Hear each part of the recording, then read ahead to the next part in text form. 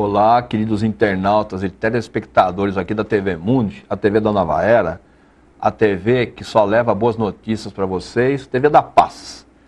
Hoje nós iniciamos uma nova série do nosso programa, porque nós contamos a história do Brasil, chegamos inclusive a falar da República até a nossa presidente Dilma Rousseff, e hoje nós vamos fazer um programa especial falando sobre o Brasil no século XXI. Nós temos coisas muito importantes para falar hoje, tá?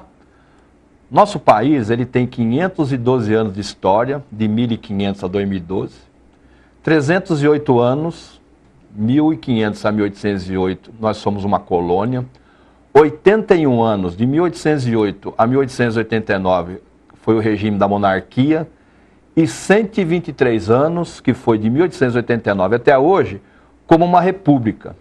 Mas após todo esse processo histórico, as oligarquias estão cada vez mais fortalecendo e se fortalecendo dentro da nação.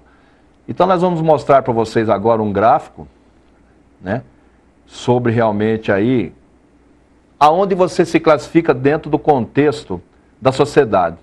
Então nós temos aí praticamente, vocês estão vendo aí pelo demonstrativo, 70% da população brasileira, tá? Ela está enquadrada aí numa renda até 1866, tá? Depois nós temos 20% numa renda superior, que é a classe B e a classe A. O Brasil ingressou no século XXI sem ter resolvido o grande desafio do país, que é o seu subdesenvolvimento, se omitindo da imensa distância que separa uma minoria de só 30%, com boa educação, padrão de vida, enquanto 70% da população tem uma renda de até 3 salários mínimos, que é ridículo, R$ 622 o salário mínimo, incluindo inclusive os aposentados, ou seja, esse contingente de brasileiro dá 100 milhões de pessoas, gente, é praticamente metade da população do Brasil, tá? Então nós temos aí em primeiro lugar a Petrobras, que tem a gasolina mais cara do mundo. Nós temos a Vale do Rio Doce, nós temos a Ambev, nós temos o Banco Itaú, o Bradesco, o Banco do Brasil, ou seja, 3 grandes bancos que dominam a economia do Brasil. A Telefônica, a Santander, outro banco, a OGX, que é a empresa do grande magnata lá do Rio de Janeiro, tá? O Eike Batista e a Souza Cruz. Então aí nós temos as grandes empresas brasileiras, 5 são no estado de São Paulo, tá? 3 no Rio de Janeiro e 2 são do governo. A globalização mundial, ela está muito latente aqui dentro do nosso país, com esses conglomerados que vocês viram na tela, tá? Poderosos que dão e ditam o ritmo econômico governamental, e em especial de toda a sociedade brasileira. Porque, pessoal, a concentração realmente de negócios dentro do país é muito grande em apenas algumas empresas, tá? Então, dentre aqueles 70%, né, que vocês viram lá no início, né, que vocês vão ver um outro gráfico, 30% está em estado de miséria e 20% de grande pobreza, sendo o maior desafio do nosso país, né, que está entrando aí no século XXI, mais fortalecido do que no século XX, mas com elevada concentração da riqueza, né, aumentando os níveis sociais. Então vocês vão ver de novo aí um outro gráfico, justamente da pobreza no Brasil. Tá, a gente está caminhando, mas veja bem, nós temos aí, a nível brasileiro, 30% da população ainda está praticamente aí vivendo na pobreza, sendo que 50% está concentrado ainda lá no Nordeste, tá? Na nossa história, nós tivemos personagens que, através do seu legado, eles colaboraram com uma sociedade mais justa, culta, próspera, mas hoje se faz uma transformação de uma nação explorada para uma nação fraternal, em que todos tenham dignidade e busquem unidos a geração de novos brasileiros, tá?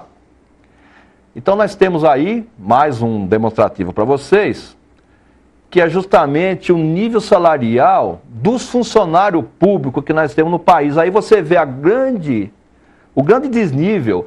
Então imagine lá, R$ 622, que é o salário, né, que a grande maioria da população recebe. Então nós temos aí, né, nesse gráfico, no executivo a média de salário é R$ 6.000. O legislativo é 12.500. O judiciário é 13.500. O Banco Central, olha só, é R$17 mil. Então, a desigualdade social, ela está ligada com a política governamental voltada para os privilégios dos três poderes da pátria.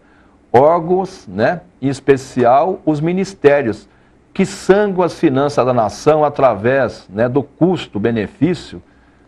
A tributação chega a 35% do PIB e um volume de 90 bilhões de desvios está ligado com a corrupção. Então, aí vocês têm outro gráfico, né, para justamente elucidar isso aí, tá?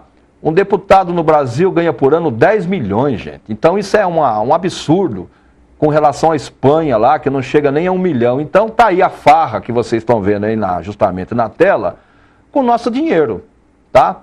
Então, isso tem que ser feito, várias reformas no país, que nós vamos falar nos próximos blocos, justamente para que isso seja, né, e tenha realmente um equilíbrio dentro da nação, tá? Então, nós teremos que realizar, né, muitos processos institucionais de reforma, tais como reforma política, tributária, financeira, uma maior inclusão social, para ter uma nação inserida na nova era do século XXI e se tornar uma potência mundial em todos os sentidos, em especial com distribuição de renda, tá? A crise de governabilidade provém de uma prática viciada do sistema político institucional que, de governo em governo, eles ficam refém de partidos e grupos que manipulam, tá, o comando e o destino da nação. Isso precisa mudar, tá? Então, aí tem outra ilustração para vocês verem, tá? Que inclusive é o slogan que nós criamos no programa anterior: país rico é país sem corrupção.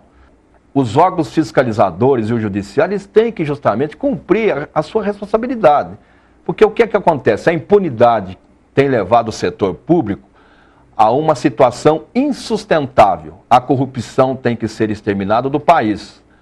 País rico é país sem corrupção, tá? O Brasil é uma das nações mais multiculturais étnicas do planeta, fruto da imigração mundial que vieram ao país oriundos dos 5 continentes, gerando a grande matriz cultural do Brasil, que é a futura raça dourada. Então, aí vocês têm uma simbologia justamente da nossa etnia aqui no Brasil, da miscigenação. Primeiro nós recebemos justamente os europeus, depois os africanos, os árabes, ou seja, todas as pessoas se agregaram aqui no país. Então, nós vamos fazer um pequeno intervalo nesse nosso primeiro bloco, e hoje nós estamos falando do Brasil, do seu lado positivo e negativo, dentro do século XXI. É só um minutinho e nós já voltamos.